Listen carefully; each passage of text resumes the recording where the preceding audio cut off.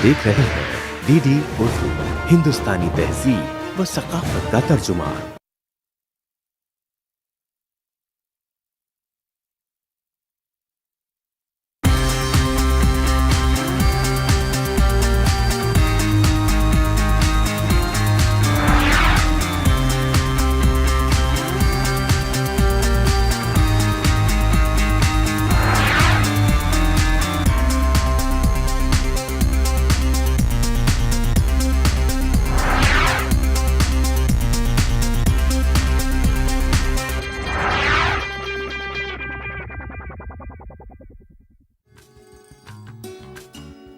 मुनक्कश मंदिरों से सजा ये पुरअसरार शहर, जिसकी रंगारंग तहजीबो विरासत में इसके रूहानियत से लबरेज माजी की झलक साफ देखी जा सकती है।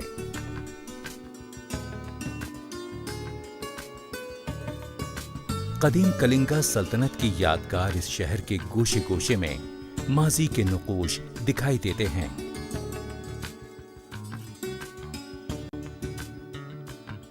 हम आपको मंदिरों के शहर भुवनेश्वर की मशहूर कुन और दिल फरेब सैर पर ले चलते हैं। भुवनेश्वर, जो मंदिरों के शहर के नाम से जाना जाता है, ओडिशा के दिल में आबाद है।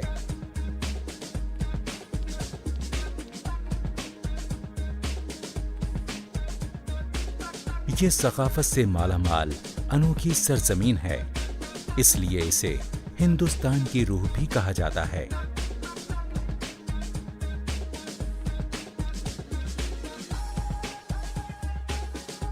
आज जदीद शहर की तमाम सहूलियात यहाँ मौजूद हैं, मगर आज भी इस पर अपने रूहानी माजी के बादल छाए हुए लगते हैं, जिनका अंदाजा इस अजीम शहर के मुख्तलिफ मकामात की सैर करके होता है।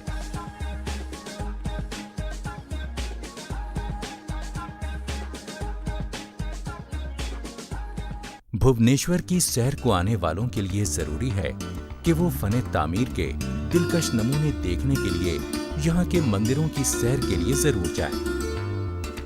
शहर के बेशुमार मंदिरों में से एक कदीम तरीन और बेहतरीन तौर पर महफूज परशुरामेश्वर मंदिर है। इस मंदिर का ताल्लुक उड़ीसा के कदीम तरीन मंदिरों में से है, जो 7वीं सदी में तामीर किए गए थे। पेचीदा संगतराशी और जर्क बर्क नक्काशी वाला ये मंदिर उड़ीसा के मंदिरों की मखसूस फने तामीर का शानदार नमूना है। परशुरामेश्वर मंदिर का तर्ज तामीर मंदिरों के एक खास तर्ज तामीर का नमूना है, जिसे रेखा या सिखारा अंदाज के नाम से याद किया जाता है। मंदिर की दीवारों पर बनी मूर्तियों का अंदाज भी अनोखा है। संगतराशी और नक्शो निगार में कलिंगा आर्ट की बेहतरीन अक्कासी दिखाई देती है। हालांकि ये शिवजी का मंदिर है, मगर यहाँ दूसरे देवी देवताओं और आसमानी मखलूकात की खूबसूरत मूर्तियां भी नजर आती हैं।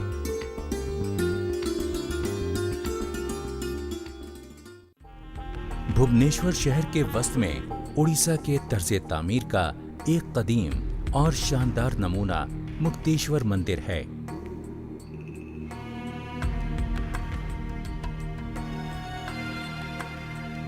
19वीं सदी से ताल्लुक रखने वाला ये मंदिर अपनी नाजुक संगतराशी और इमारत के दिलकश तनासुब की वजह से उड़ीसा के नुमाया और जाजिब नजर मंदिरों में शुमार किया जाता है।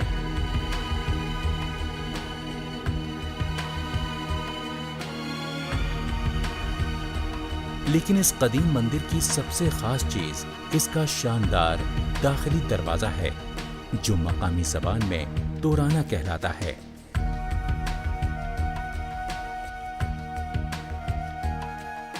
इस दरवाजे पर अप्सराओं, उड़ती हुई परियों और आसमानी औरतों की मूर्तियां बनी हुई हैं, जो इस दरवाजे की दिलकशी को दोबाला कर देती हैं।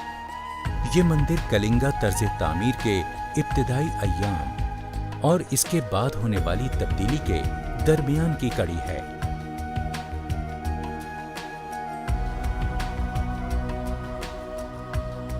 पंचतंत्र की कहानियों के मनाजिर की दिलफरेब संगतराशी की वजह से इस मंदिर को उड़िया तर्ज तामीर का नगीना भी कहा जाता है। मंदिर की बाहरी दीवारों पर बने झरोकों में बुद्ध, जैन और हिंदू मुसव्वरी उड़ीसा की आम जिंदगी के अनोखे मेल जोल की आईनादार है।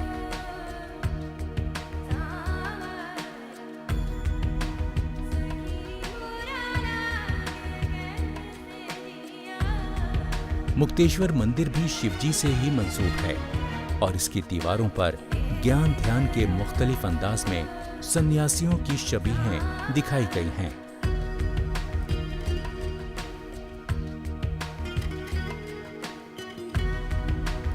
मुक्तेश्वर मंदिर के करीब ही कदीम सिद्धेश्वर मंदिर है। 10वीं सदी में तामीर किए गए इस मंदिर का तर्ज तामीर काफी सादा है और ये सजे सजाए मुक्तेश्वर मंदिर से कतई मुख्तलिफ है। हरे भरे दिलकश बाग में वाक़े राजा रानी मंदिर अपने मीनार नुमा बुर्ज की वजह से काफी मशहूर है, जिसे उड़िया जबान में देवला कहते हैं। 11वीं सदी में तामीर किए गए इस मंदिर की सबसे बड़ी खासियत यह है कि इसमें किसी देवी देवता की कोई मूर्ति नहीं रखी गई है।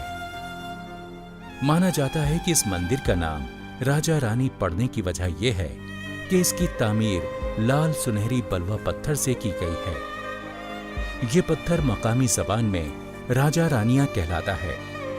राजा रानी मंदिर के देवला या बुर्ज पर खूबसूरत मूर्तियों और नक्शो निगार की संतराशी की गई है। नफीस बेलों के दरमियान पेड़ों की देवियों की मूर्तियों की संतराशी मंदिर के सुतूनों की दिलकशी में इजाफा करती है।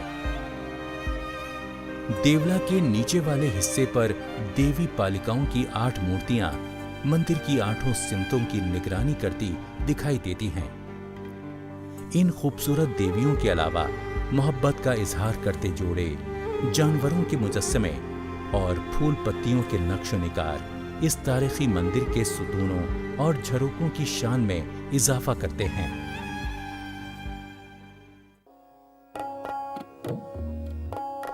वैसे तो भुवनेश्वर में हर तरफ मंदिर ही मंदिर दिखाई देते हैं, मगर इनमें सबसे बड़ा और पुरशिको लिंगराज मंदिर है।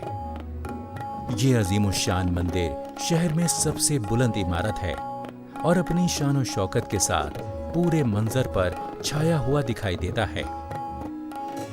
हर रोज हजारों अकीदतमंदों का हुजूम इस मंदिर की चौखट पर जमा होता है और तरह तरह के रसूम अदा करके देवी देवताओं को खुश करता है।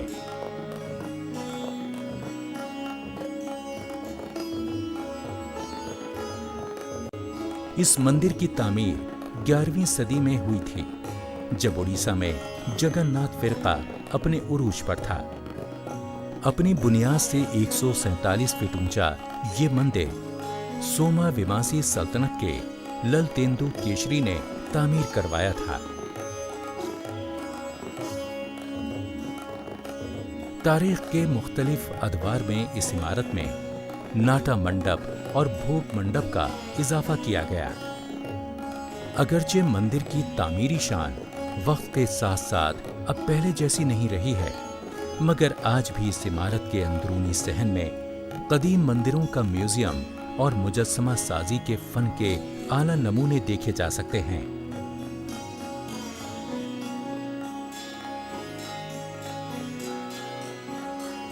जब ये मंदिर तामीर हुआ था तो इसे शिव जी के नाम से मंसूब किया गया था। उस वक्त तक जगन्नाथ फिरका दूर दूर तक फैल चुका था, लेकिन इस मंदिर की एक अनोखी खुसूसियत यह है कि इस अहाते में बहुत से मंदिर हिंदू देवी देवताओं के नाम से मंसूब हैं।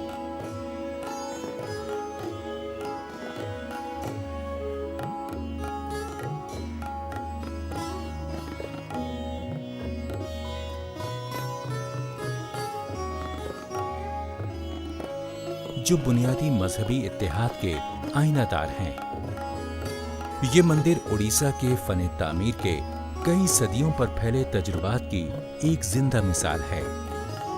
इसकी सजावट और दिलकशी बेहतरीन फनकारी की आईनादार है।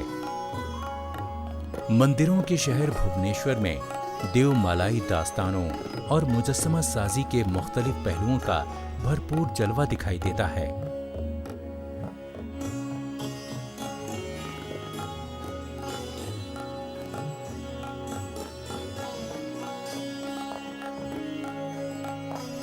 कदीम तहजीबी आसार और फन तामीर के शाहकारों की वजह से यहाँ की समाजी और सकाफती जिंदगी भी बेहद रंगारंग है।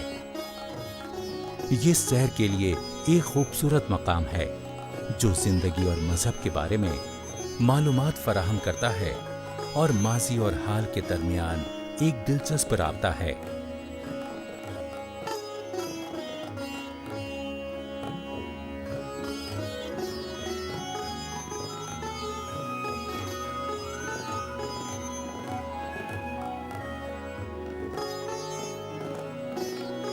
यहाँ के बेशुमार मंदिरों में पुजारी रोजाना रसूमात की अदायगी करते हैं।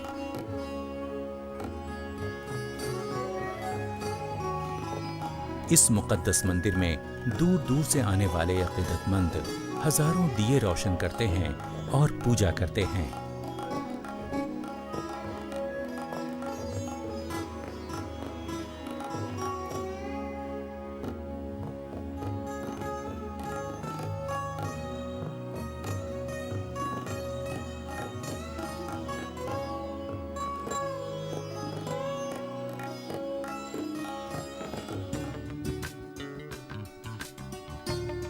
स्टेट म्यूजियम में उड़ीसा का तहजीब व तमद्दुन महफूज है। यहाँ कदीम हथियार और आलाते मौसीकी जमा किए गए हैं और कांसे के अहद के नवारिदात भी हैं, जिनसे इस इलाके के तारीख व तमद्दुन की मालूमात हासिल होती है। इस बुलंद सफेद इमारत में तारीख के मुख्तलिफ अदवार, मुख्तलिफ इलाकों और मुख्तलिफ राजाओं की यादगारें नवारिदात की शक्ल में महफूज हैं। अलग अलग किस्म की चीजों के लिए अलग अलग हिस्से मखसूस हैं, जहां बहुत एहतियात और नफासत से इनकी नुमाइश की गई है। जंगों में इस्तेमाल होने वाले साजो सामान से सजी ये राहदारी देखने बहुत लोग आते हैं। इसमें सजाए गए कुछ हथियार बहुत कदीम हैं। बताया जाता है कि इनमें से कुछ हथियार उस मशहूर कलिंगा जंग के जमाने के हैं, जिसकी तबाही देखने के बाद बादशाह अशोक ने ऐशो आराम से किनारा कशी इख्तियार कर ली थी और अदम तशद्दुद की तबलीग करने लगा था। खंजर, तलवारें, ढालें, यकीनन ये हथियारों का एक बेहतरीन जखीरा है। इस राहदारी में मुजस्समे नुमाइश के लिए रखे गए हैं। यहाँ पत्थर और तांबे के दिलकश मुजस्समे बहुत दूर दूर से लाकर खूबसूरती से सजाए गए हैं। म्यूजियम के एक हिस्से में रिवायती और लोक मौसीकी के आलात की नुमाइश की गई है। इस गैलरी में सजे सामान से देखने वालों को इस इलाके के रहने वालों की सकाफती जिंदगी और मौसीकी की मालूमात मिलती है। म्यूजियम का एक पूरा हिस्सा कलिंगा की लड़ाई की तस्वीरों के लिए मखसूस है। बेरहम कत्लो गारतगरी, तशद्दुद और खून खराबे से तारीख के सफ़हात भरे हुए हैं। इन तस्वीर में इसकी अक्कासी की गई है और जंग की अज़ियतो कर्ब को उजागर किया गया है। ये वही धौली पहाड़ी है जिससे बादशाह अशोक में आने वाली तब्दीली की याद वाबस्ता है। जब अशोक ने कलिंगा की लड़ाई के बाद बुद्ध मजहब इख्तियार किया था। इसी पहाड़ की चोटी पर यह बावकार शांति स्तूप कायम है, जिसे अमन का पगोड़ा भी कहते हैं। अमनो चैन के माहौल में तामीर ये सफेद व शफाफ इमारत बादशाह अशोक के नजरियात पर मबनी है और इख्तिदार के लिए इंसान की गैर इंसानी हवस के खिलाफ एक अलामत है। दायरे की शक्ल में बनी इस इमारत पर एक वसी गुंबद का ताज है। गुंबद पर कई छतरियां सर उभारे जैसे आसमान से बातें कर रही हैं। इस स्तूप में गौतम बुद्ध जी का एक मलकूती मुजस्समा नस्ब है, जिसकी नफीस संतराशी इसे बनाने वाले फनकारों के अकीदे और एहतराम की अक्कास है। इस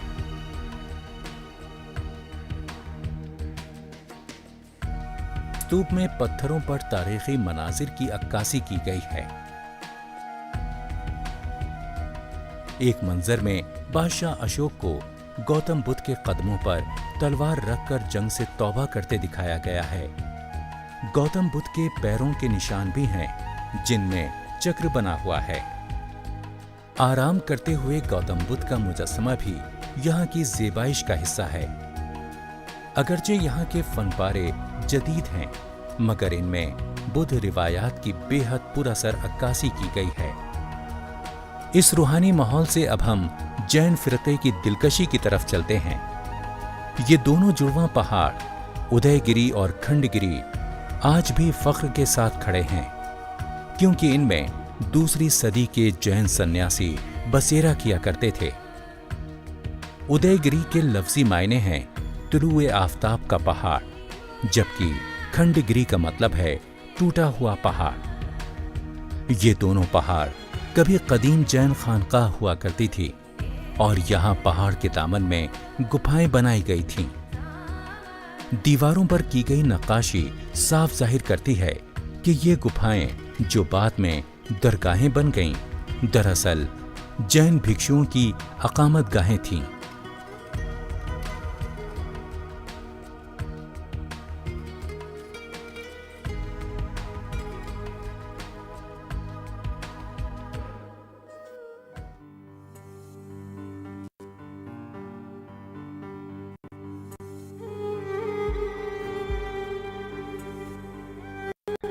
मुख्तलिफ शक्लों की गुफाओं में से सबसे नुमाया हैं रानी और हाथी गुफाएं। हाथी गुफा में की गई संगतराशी ने इसके माहौल को शानदार बना दिया है।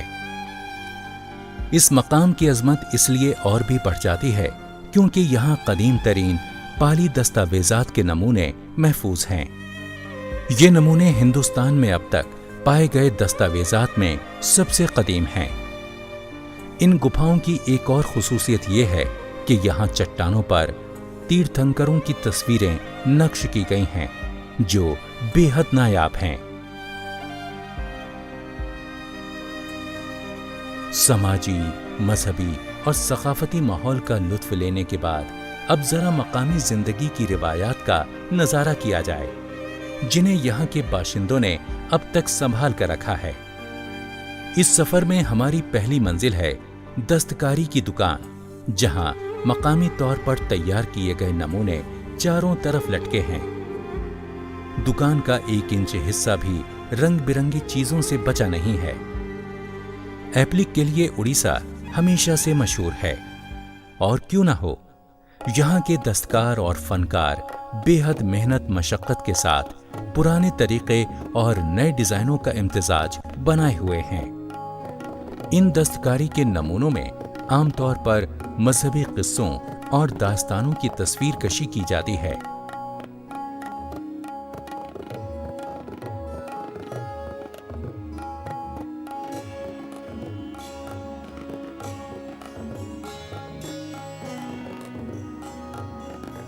हैंडीक्राफ्ट्स एम्पोरियम में लकड़ी के अनवाओ इक़साम के लाजवाब नमूने दिखाई देते हैं, जिनमें खिलौनों के अलावा मजहबी मूर्तियां भी शामिल हैं।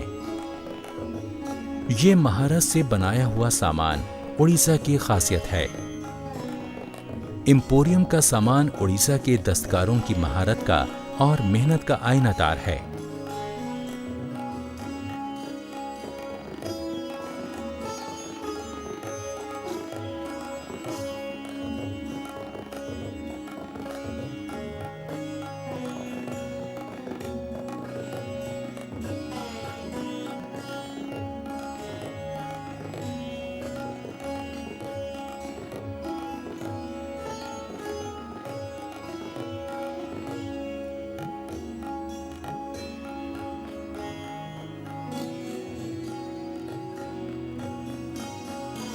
उड़ीसा की एक और मशहूर सनत फिलीगिरी यानी चांदी पर तिलाकारी का काम है। ये हसीन काम दम बखुद कर देने वाला और दस्तकारों की मेहनत और हुनरमंदी का काबिल फख्र इजहार है। इस दस्तकारी से चांदी का सजावटी सामान और तोहफे देने के लिए बहुत से खूबसूरत फनपारे तैयार किए जाते हैं। इस सरजमीन का एक और मशहूर फन कपड़े पर मुसव्विरी है। रिवायती तरीके से तैयार की गई ये रंगीन तस्वीरें मजहबी और रिवायती मौज़ूआत पर मबनी होती हैं। ये तस्वीर रेशमीन कपड़े पर तैयार की जाती हैं। लाल, नीले और पीले शोख रंगों से तैयार की गई इन तस्वीर में कृष्ण लीला के रोमानी मनाज़िर और दूसरी देवमालाई कहानियां दिखाई जाती हैं। उड़ीसा की एक खास फोक आर्ट पट्टा पेंटिंग कहलाती है। इस अनोखे फन का तरीक़ाकार भी अनोखा है। जब शाम ढलने लगे, आसमान का रंग अरगवानी हो जाए और परिंदे अपने आशियानों की तरफ जाने लगे, तो शौकीन मुसाफिरों के लिए सबसे बेहतरीन मकाम है इकामरा हाट। जदीद फने तामीर का नमूना इकामरा हाट हरे भरे बागों के दरमियान कुदरत की गोद में एक आरामदेह मकाम है, जहां भुवनेश्वर की फनकारी और दस्तकारी का लुत्फ लिया जा सकता है।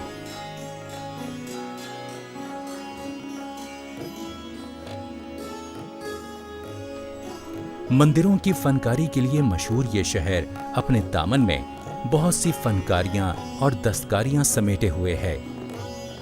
इकामरा हाट में दस्तकारों की फनकारी का लुत्फ भी लिया जा सकता है और तोहफे देने के लिए खूबसूरत चीजों की खरीदारी भी की जा सकती है। दिलकश नक्शो निगार वाले बर्तन, बेमिसाल रंग बिरंगे मिट्टी के बर्तन और लातादाद फनपारे जो दस्तकारों की रिवायत और महारत का जीता जागता नमूना है। भुवनेश्वर सिर्फ मंदिरों और तारीखी इमारतों का शहर नहीं, फनकारी और दस्तकारी का एक मरकज भी है।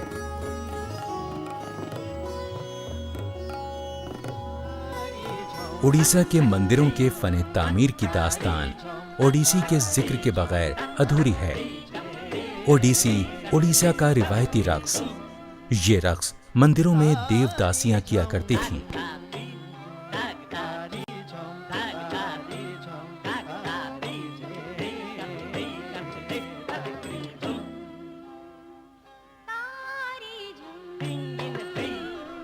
इस रक्स की तारीख 8वीं सदी से शुरू होती है, जब फनून लतीफ़ा और मौसीकी को राजाओं की सरपरस्ती हासिल थी और वो राजा फनून लतीफ़ा की तरवीज पर फख्र करते थे। मंदिरों की रसूमात में देवदासियों का अहम किरदार था। वो देवताओं को खुश करने के लिए दिन भर रक्स किया करती थीं। 16वीं सदी तक उड़ीसा में 3 तरह की रक्कासाएं हुआ करती थीं।